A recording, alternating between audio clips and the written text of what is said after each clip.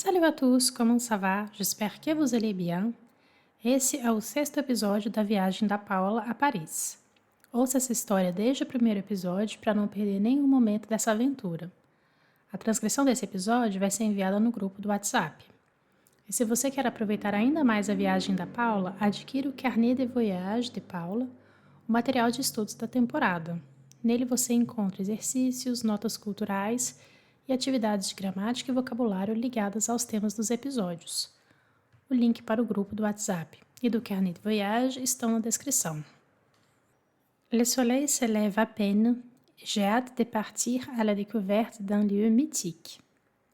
Je prends le métro jusqu'à la Cité, l'une des plus anciennes stations de la ville, située au cœur de l'île de la Cité. En sortant, j'ai l'impression d'avoir voyagé dans le temps. L'île de la Cité est vraiment le berceau de Paris. C'est ici que tout a commencé. Au 1er siècle avant notre ère, les Parisis, un peuple gaulois, vivaient déjà sur cette petite île entourée par la Seine. Puis les Romains s'y sont installés, fondant Lutèce, l'ancêtre de Paris. À cette époque, le cœur de la ville se trouvait ici, autour du palais de la Cité qui abrite aujourd'hui le palais de la Justice. À quelques pas s'élève aussi la Sainte-Chapelle, construite au XIIIe siècle pour abriter les reliques de la Passion du Christ. Son architecture gothique et ses vitraux d'un bleu profond sont parmi les plus beaux de France. Mais ce matin, c'est la cathédrale de Notre-Dame qui m'attend. Quand je débouche sur la place, la cathédrale surgit devant moi, grandiose. Sur la façade, des centaines de statues semblent observer la foule. Des saints, des rois, des anges et des gargouilles.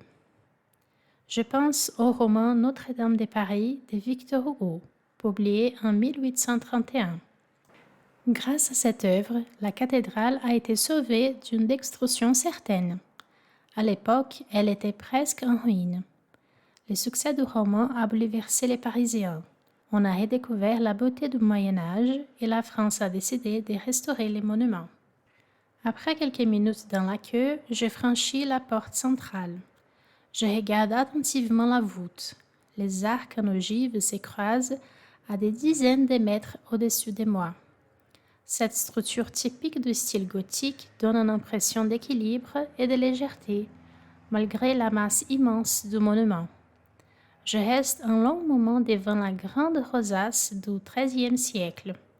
10 mètres de diamètre, des centaines de morceaux de verre. La lumière passe à travers les vitraux colorés et dessine des ombres bleues et rouges sur le sol.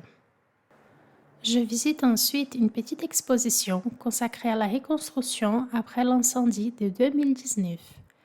Des plans, des outils, des photos montrent les artisans au travail. Les charpentiers reconstruisent la flèche, les tailleurs de pierre redonnent forme aux sculptures disparues. Tout un pays s'est mobilisé pour faire revivre ces symboles. Je quitte la cathédrale et je traverse les petits ponts pour rejoindre le quartier latin. Dès le Moyen-Âge, des écoles et des universités s'y sont installées. Les professeurs enseignaient le latin, la langue savante de l'époque, d'où le nom du quartier.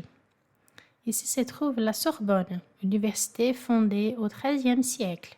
C'est ici qu'ont étudié tant d'intellectuels, Balzac, Marie et Pierre Curie, Sartre, Simone de Beauvoir, Bourdieu, etc. Le quartier a toujours été un lieu d'idées et de débats.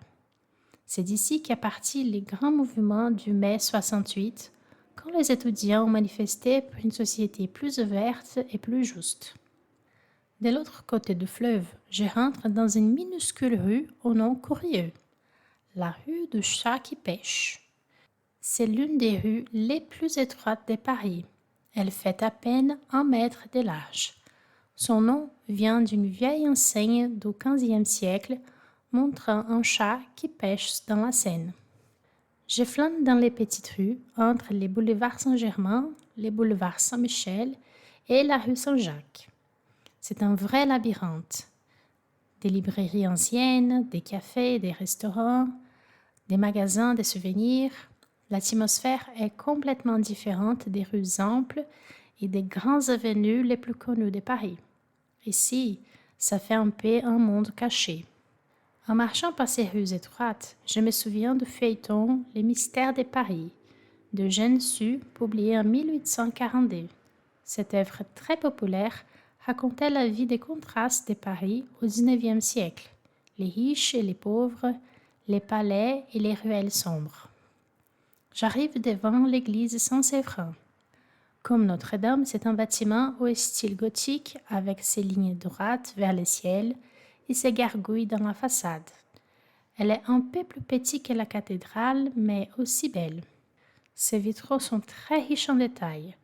L'église est moins connue, alors il y a presque personne dedans. Je peux observer tous ces éléments calmement. Je reprends ensuite ma route vers la rue Saint-Jacques, l'une des plus anciennes de la ville. Autrefois, c'était une voie romaine qui traversait l'Hôtesse. Mon prochain arrêt, c'est le musée de Cluny.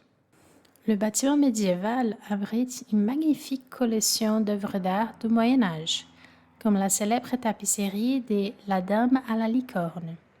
Je visite aussi les thermes antiques, les ruines d'un ancien bain public de l'époque romaine. Après ce tour, je me repose dans un joli jardin devant les musées. La nuit commence à tomber et je vais continuer à me balader dans les quartiers. Demain, une autre aventure m'attend. Pas dans la ville cette fois, mais dans un lieu majestueux, entouré de jardins immenses. Un palais qui a marqué l'histoire de la France.